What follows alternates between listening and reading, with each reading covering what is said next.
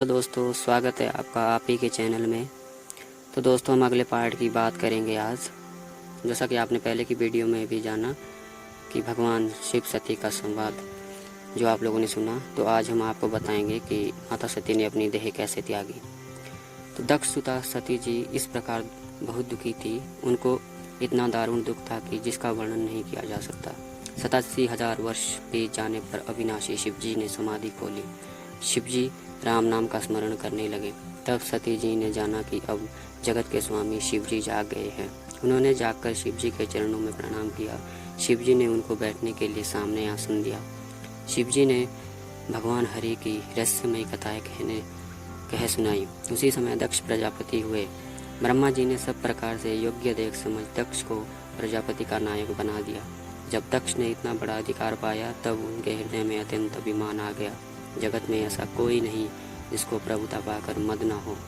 दक्ष ने सब मुनियों को बुला लिया और वे बड़ा यज्ञ करने लगे जो देवताओं का यज्ञ का भाग पाते हैं। दक्ष ने उन सबको आदर से निमंत्रण किया। दक्ष का निमंत्रण पाकर किन्नर, नाग, सिद्ध, गंधर्व और सब देवता अपनी अपनी स्त्रियों सहित चले। विष्णु, ब्रह्मा और महेश जी को छोड़कर सभी देवता दक्ष की सभा में आ पहुँचे। सती जी ने देखा कि अनेकों प्रकार के सुंदर विमान आकाश में चले जा रहे हैं। देव सुंदरियां मधुर गान कर रही है, जिन्हें सुनकर मुनियों का ध्यान टूटा जा रहा है। सती जी ने पूछा। तब शिव जी ने सब बात बताई।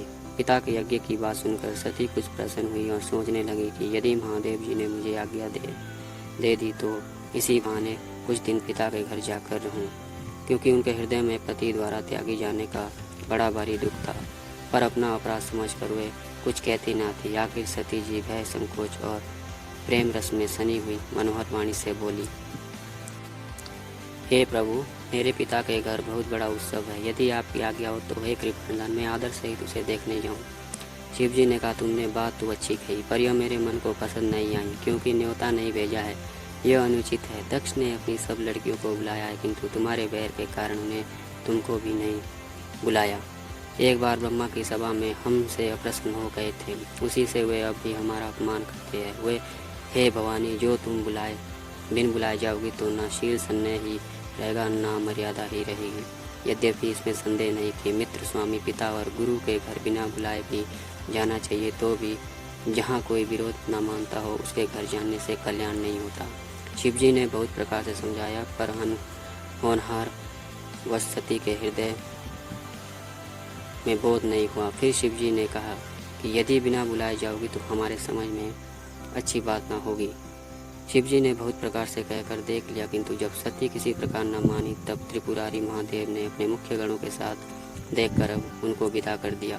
भवानी जब पिता दक्ष के घर पहुंची तब दक्ष के डर के मारे किसी ने उनकी अवगत नहीं की। केवल एक माता भले ही आदर से मिली। बहनें बहुत मुस्कुराती हुई बोली।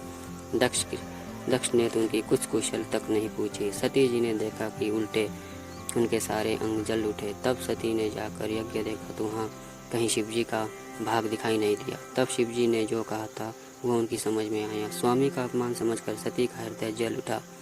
पिछला दुख उनके हृदय में उतना नहीं व्यापा था जितना महान दुख इस समय पति अपमान के कारण हुआ।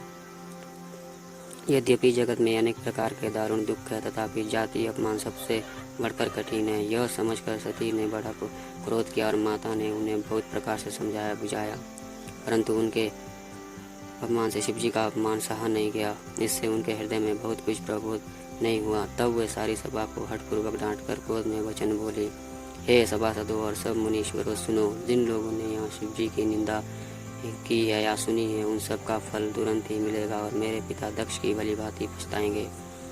जहाँ संत शिव जी और श्री लक्ष्मीपति श्री विष्णु भगवान की निंदा सुनी जाए, वहाँ ऐसे मर्यादा है कि यदि अपना वश चले तो उसकी जीभ काट दी जाए और ना चले तो कान मूंद कर वहाँ से भाग जाए।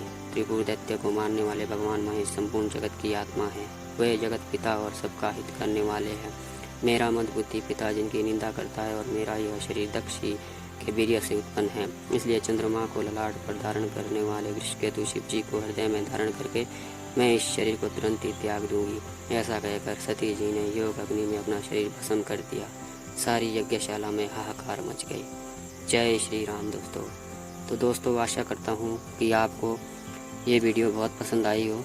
तो प्लीज़ लाइक एंड सब्सक्राइब करना ना भूलें। जय श्री राम।